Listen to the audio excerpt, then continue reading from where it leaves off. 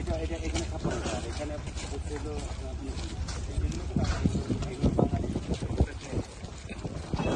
বলে যান গতকাল বিকেল থেকে যে পাহাড়ি বাঙালির যে সংঘাত এটা সন্ধ্যা 8টা পর্যন্ত কন্টিনিউ করেছিল। এরপরে আমরা বাংলাদেশ সেনাবাহিনী এই পরিস্থিতি কন্ট্রোল করতে সক্ষম হই এবং এর পরবর্তীতে গতকাল রাত থেকে আজকে পর্যন্ত সকাল এখন 11টা পর্যন্ত এখন পর্যন্ত পরিস্থিতি স্বাভাবিক এবং শান্ত রয়েছে।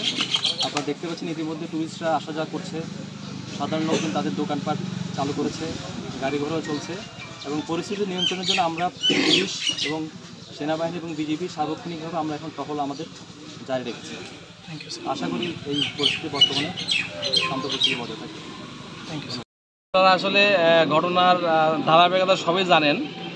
আসলে এখানে কালকে একটা দুঃখজনক ঘটনা ঘটছে, অনাকাঙ্ক্ষিত। আমরা কেউই চাই না এটা এবং এখানে আমরা সকল কমিটির লোকের সাথে কথা বলছি, আমরা তারা এটা চায় নাই। এটা দুর্ঘটনা ঘটে গেছে ঘটনাটা। আমরা এই কারণে আমি এবং জেলা প্রশাসক মহোদয়, জোন কমান্ডার আমরা এখানে ভিজিটে আসছি। কালকে বিকেল থেকে কিন্তু সন্ধ্যাতে কিন্তু জোন কমান্ডার নেতৃত্বে বাংলাদেশ সেনাবাহিনী, পুলিশ এখানে সিকিউরিটি দিয়েছে। আমরা এসেছি যে যারা ক্ষতিগ্রস্ত তাদের সাথে কথা বলতে। এখানে 105টি দোকান ক্ষতিগ্রস্ত হয়েছে, সব পক্ষেরই আছে।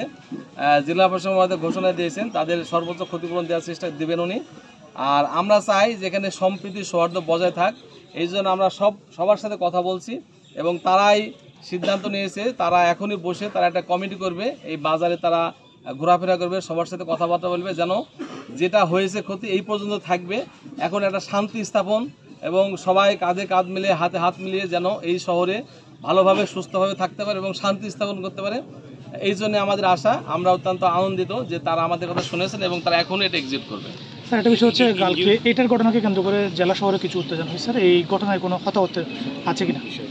এগুলা হতাহত আছে, এগুলা নিয়ে আমরা কাজ করছি। আমরা রিপোর্টগুলো আমরা পাইনি এখনও, আমরা দেখতেছি এবং যদি কোনো হতাহত থাকে, আহত বা অন্য কিছু থাকে সেই ব্যাপারে আমাদের সিদ্ধান্ত, তাদের আমরা সর্বোচ্চ ক্ষতিপূরণ আমরা দেওয়ার ব্যবস্থা করবো। স্যার, এই পর্যন্ত মানে আমরা তো হাসপাতালে গেলাম সকালবেলা, আপনার কাছে কোনো তথ্য আছে কিনা স্যার? কোনো এগুলো আমি তথ্য নিতে পারি না। আমরা আসলে সারা রাতে আমরা এগুলো কাজ করছি। শুধু যে এখানে ঘটনা তা না, অন্যান্য উপজেলাতেও ছিল। আমরা আসলে এখন শহরে যাব, গিয়ে আমরা দেখবো এবং আপনারা জানেন কেন জানি না, আমরা কিন্তু কালকে এই ঘটনার প্রেক্ষিতে সন্ধ্যা 7টায় আমরা কোর কমিটি মিটিং করছি। সেখানে সিদ্ধান্ত হয়েছে এবং প্রত্যেকটা উপজেলায় এখানে বাংলাদেশ সেনাবাহিনী, বিজিবি এবং পুলিশ মিলে যৌথ টহল হয়েছে, যার ফলে কিন্তু পরিস্থিতি অনেকটাই স্বাভাবিক ছিল বলে আমরা বিশ্বাস করি।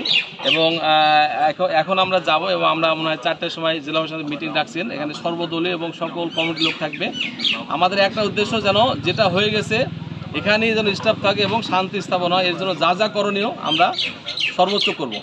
Thank you. ঘটেছে এই ঘটনার সঙ্গে সঙ্গে আমরা কিন্তু সেনাবাহিনী, পুলিশ, বিজেপি, আনসার সহ স্থানীয় প্রশাসন এবং বিভিন্ন যারা জনপ্রতিনিধি আছে, গণ্যমান্য ব্যক্তি রয়েছে, তাদেরকে সকলকে সাথে নিয়েই এই সমস্যা কীভাবে সমাধান করা যায় এবং এই সমস্যা যাতে ফার্দার যাতে আরও ডেভেলপ না করে সেজন্য আমরা একযোগে কাজ করে যাচ্ছি। আজকে আমরা জোন কমান্ডার, পুলিশ সহ আমরা এখানে এসেছি যে কারা ক্ষতিগ্রস্ত হয়েছে, কী পরিমাণ ক্ষতিগ্রস্ত হয়েছে সেগুলি অ্যাসেস করে এই ক্ষয়ক্ষতির পরিমাণ নির্ধারণ করে আমরা তাদের ক্ষতিপূরণ দেওয়ার সর্বোচ্চ চেষ্টা করব। আর আমরা এখানে যেটা বলা হয়েছে একটা কমিটিও গঠন করা হয়েছে যাতে এই ঘটনাকে কেন্দ্র করে অন্যান্য উপজেলা বা অন্য কোথাও যাতে এর উত্তেজনা না ছড়ায় সে ব্যাপারে আমরা কাজ করছি। এবং আমরা একটা বিকালের দিকে একটা সর্বদলীয় মিটিং করব যেখানে জনপ্রতিনিধি সহ সকলে থাকবে যাতে ঘটনাটা এখানে নিষ্পত্তি করা যায় সে ব্যাপারে আমরা কাজ করছি। বিষয়টা তো পুলিশ তদন্ত করছে, তারপরেও প্রয়োজনে আমরা ফার্দার তদন্ত কমিটিও গঠন করব প্রয়োজন অনুসারে।